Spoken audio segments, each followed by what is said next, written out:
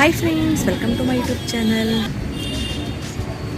ನಾನು ನನ್ನ ಮಗನೊಂದಿಗೆ ಇಂದು ವಿಶೇಷ ದಿನವನ್ನು ಆಚರಿಸುತ್ತಿದ್ದೇನೆ.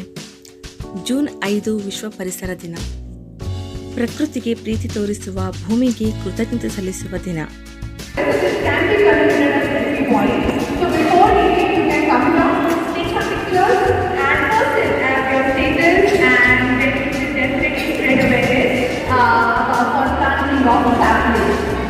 Moving on, before moving to the next point, let's show some questions. But I request any mom can come and share her thoughts over it.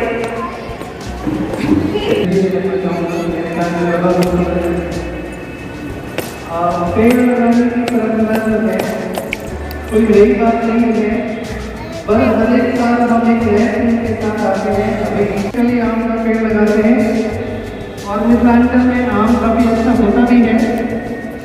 और वो पेड़ जो है धीरे धीरे बड़ी होती जाती है, वैसे वैसे पेड़ भी बड़ा होता जाता है. उसके बाद बचाव करना एक परिवार की जिम्मेदारी भी बनती है. ये एक पेड़ तो बस एग्जाम्पल है. ಈ ಸಣ್ಣ ಉಡುಗೊರೆ, ಈ ಗಿಡ ನನ್ನ ಹೆಸರಿನಲ್ಲಿ ನೆಡಲಾಗಿದೆ. ಅದು ನನ್ನ ಮಗನಿಂದ, ಶಾಲೆಯಿಂದ. ಈಗ ನನ್ನ ಮನಸ್ಸು ಹಸಿರಾಗಿದೆ, ಹಾಗೆಯೇ ನಮ್ಮ ಭೂಮಿಯು ಹಸಿರಾಗಲಿ. ನೀವು ಕೂಡ ನಿಮ್ಮ ಮನೆಯಲ್ಲಿ ಒಂದು ಗಿಡ ನೆಡಿ. ಈ ವಿಡಿಯೋ ನಿಮಗೆ ಇಷ್ಟವಾದರೆ ದಯವಿಟ್ಟು ಕೊನೆಯವರೆಗೂ ನೋಡಿ, ಲೈಕ್ ಮಾಡಿ, ಹಂಚಿ ಮತ್ತು ನಮ್ಮ ಚಾನಲ್ಗೆ ಸಬ್ಸ್ಕ್ರೈಬ್ ಆಗಿ. ನೀವು ಮಾಡಿದ ಪ್ರತಿ ಲೈಕ್ ಒಂದು ಸಣ್ಣ ಗಿಡದಂತೆ, ಅದು ಪ್ರೀತಿಯಿಂದ ಬೆಳೆಯುತ್ತೆ.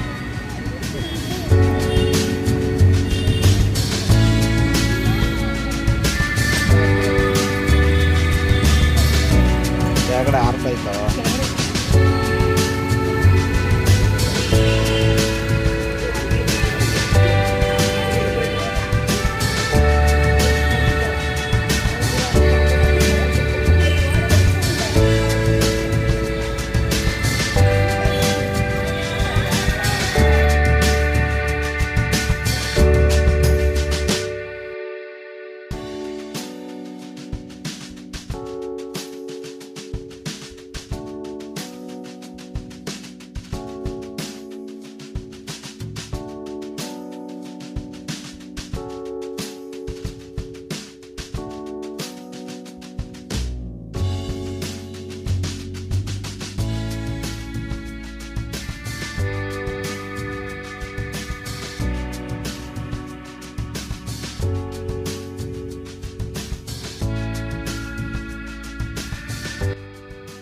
ಪ್ರತಿ ವರ್ಷ ಜೂನ್ 5ರಂದು ನಾವು ವಿಶ್ವ ಪರಿಸರ ದಿನವನ್ನು ಆಚರಿಸುತ್ತೇವೆ.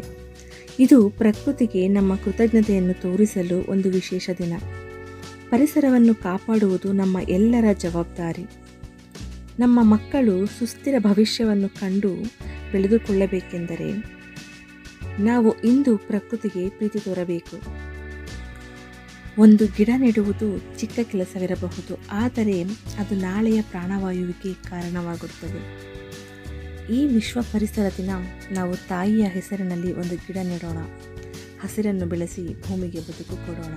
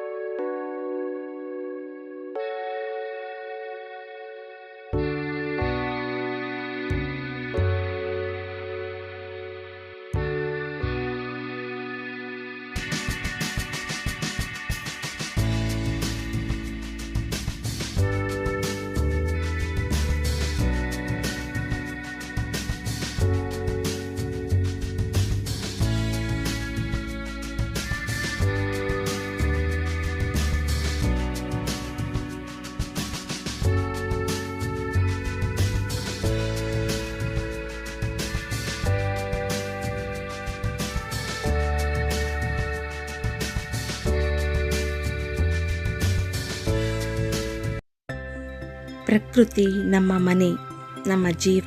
ಅದನ್ನು ಕಾಪಾಡಿ ಉಳಿಸಿಕೊಂಡರೆ ಭವಿಷ್ಯ ಸುಂದರವಾಗಿರುತ್ತದೆ. ನಮ್ಮ ಪರಿಸರ ನಮ್ಮ ಹೊಣೆಗಾರಿಕೆ. ಬನ್ನಿ, ಪ್ರತಿದಿನವೂ ಪ್ರಕೃತಿಯನ್ನು ಪ್ರೀತಿಸಿ ಕಾಪಾಡೋಣ.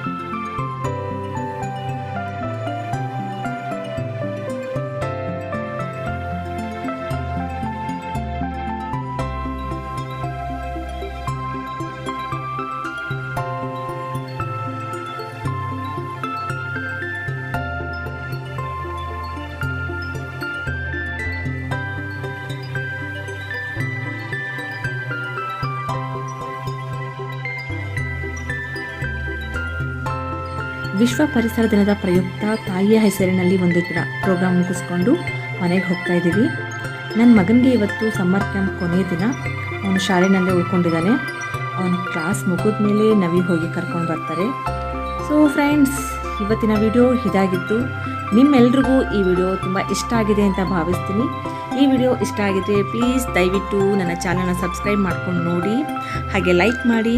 ನಿಮಗೆ ಈ ವಿಡಿಯೋ ಹೇಗೆ ಅನ್ನಿಸ್ತು ಅಂತ ಕಮೆಂಟ್ ಮಾಡಿ. Thank you for watching.